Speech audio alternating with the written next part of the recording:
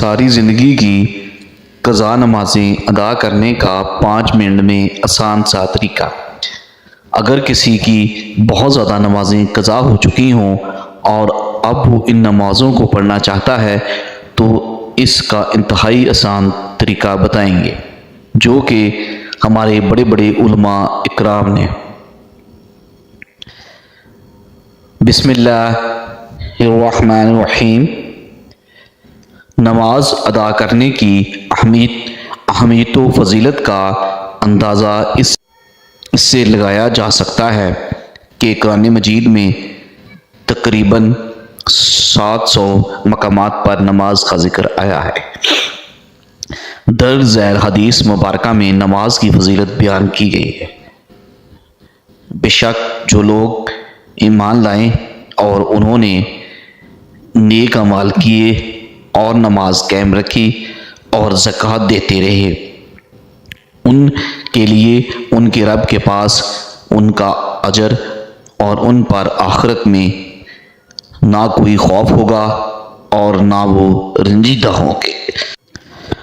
حضرت عبادہ بن صامت رضی اللہ تعالی عنہ سے روایت ہے کہ انہوں نے رسول کریم صلی اللہ علیہ وآلہ وسلم کو یہ فرماتے ہوئے سنا، 5 نمازیں ہیں جن کو اللہ تعالیٰ نے اپنے بندوں فرض قرار دیا ہے۔ جس نے ان نمازوں کو بہترین وضو کے ساتھ ان کے مقررہ اوقات پر ادا کیا اور ان نمازوں کو رکوع، سجود اور کامل خشوع سے ادا کیا تو ایسے شخص سے اللہ تعالیٰ کا وعدہ ہے کہ اس کی مغفرت فرما دے گا، اور جس نے ایسا نہیں کیا یعنی نماز ہی نہ پڑھی یا نماز کو اچھی طرح نہ پڑھا تو ایسے شخص کے لیے اللہ تعالیٰ کا کوئی وعدہ اگر چاہیں تو اس کی مغفرت فرما دیں اور چاہے تو اس کو عذاب دیں۔ حضرت ابو ذر رضی اللہ تعالی عنہ سے روایت ہے کہ حضور نبی اکرم صلی اللہ علیہ وآلہ وسلم موسم سرما میں جب پتے درختوں سے گر رہے تھے باہر نکلے۔ آپ صلی اللہ علیہ وآلہ وسلم نے ایک درخت کی 2 شاخوں کو پکڑ لیا۔ ابو ذر رضی اللہ تعالی عنہ فرماتے ہیں کہ شاخ سے پتے گرنے لگے۔ راوی کہتے ہیں کہ حضور صلی اللہ علیہ وآلہ وسلم نے پکارا، اے ابو ذر، میں نے عرض کیا لبیک یا رسول اللہ۔ حضور صلی اللہ علیہ وآلہ وسلم نے فرمایا، مسلمان بندہ جب نماز اس مقصد سے پڑھتا ہے کہ اللہ تعالیٰ کی رضا حاصل ہو جائے تو اس کی گناہ اس طرح جڑ جاتے ہیں جس طرح یہ پتے درخت سے جڑتے جا رہے ہیں۔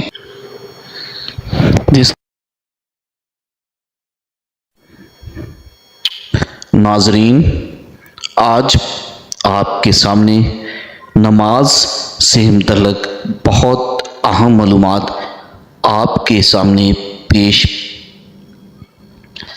کرنے جا رہے ہیں۔ محترم ناظرین، قضا نمازیں کیسے پڑھیں؟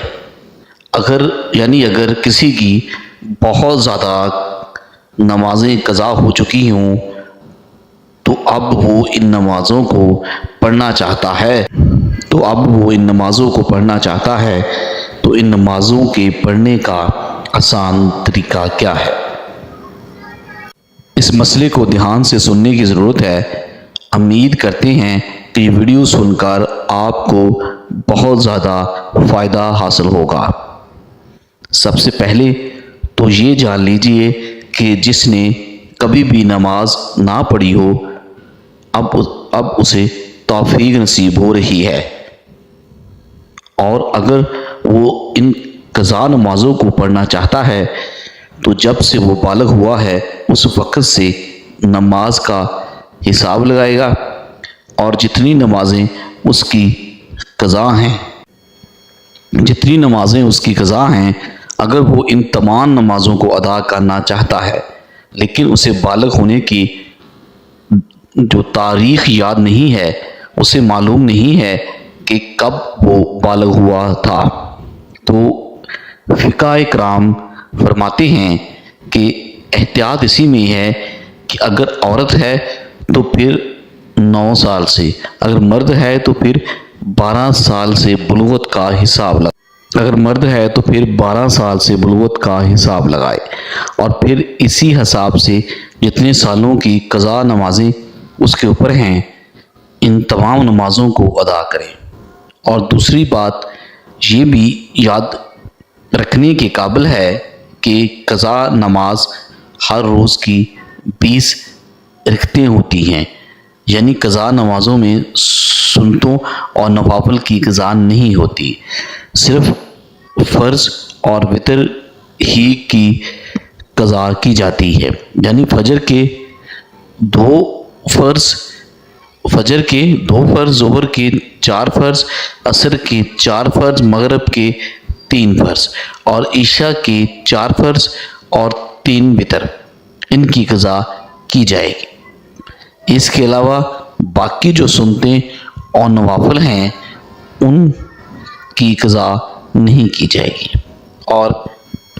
اور قضا نماز کی نیت کیسے کرنی ہے؟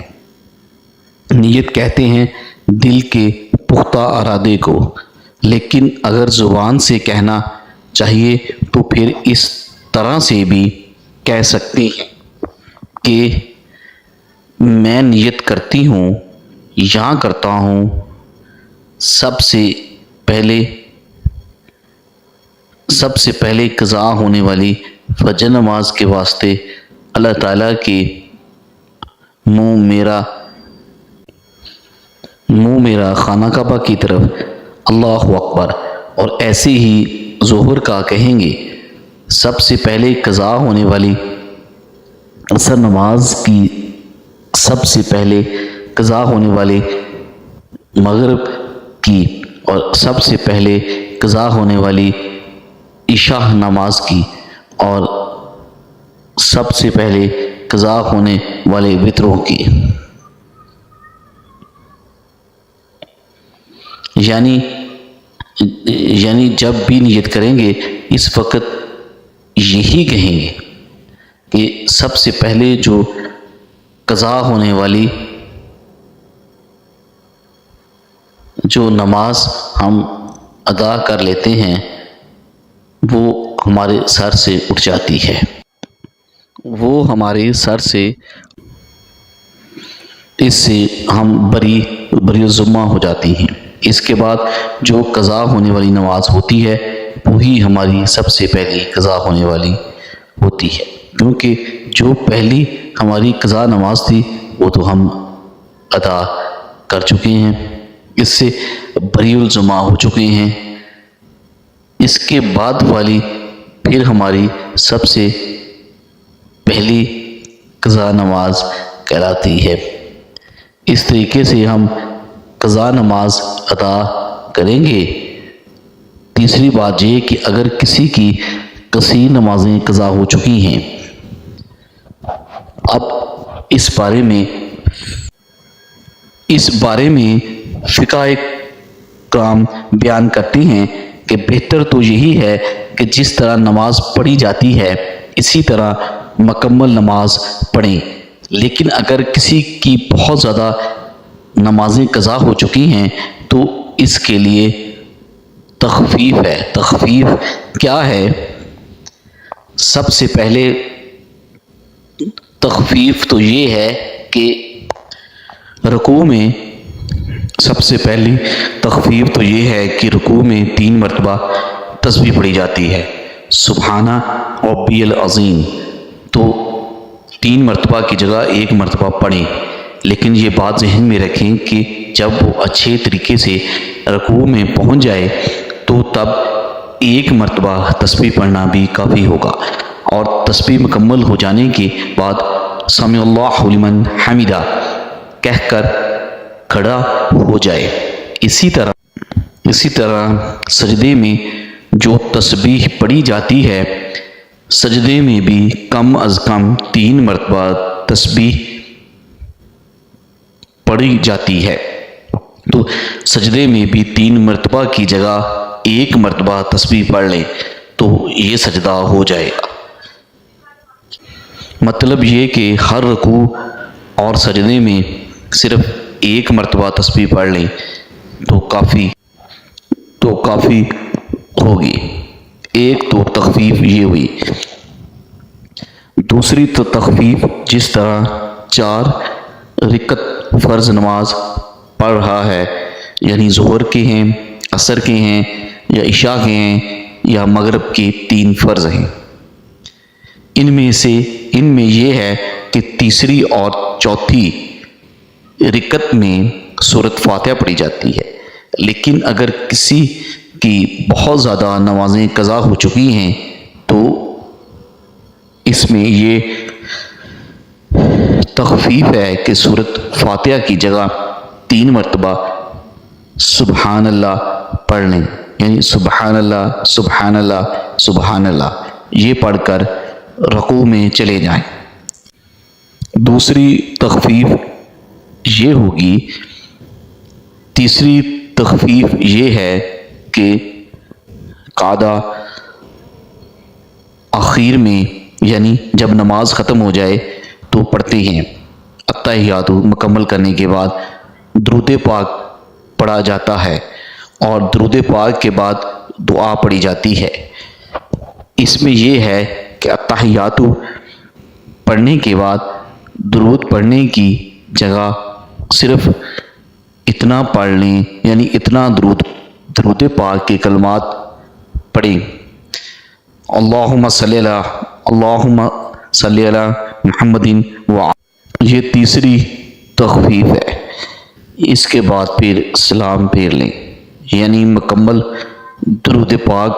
اللہ پاک ہمیں بہتر عمل کرنے کی توفیق عطا فرمائے اور ہم سب کی مغفرت فرمائے، آمین یا رب العالمین۔ ناظرین، کامنٹ باکس میں اللہ تعالیٰ کے 99 ناموں میں سے ایک نام ضرور ٹائپ کریں۔ شکریہ۔ تو ملتے ہیں ایک نئے ویڈیو میں۔ اللہ حافظ۔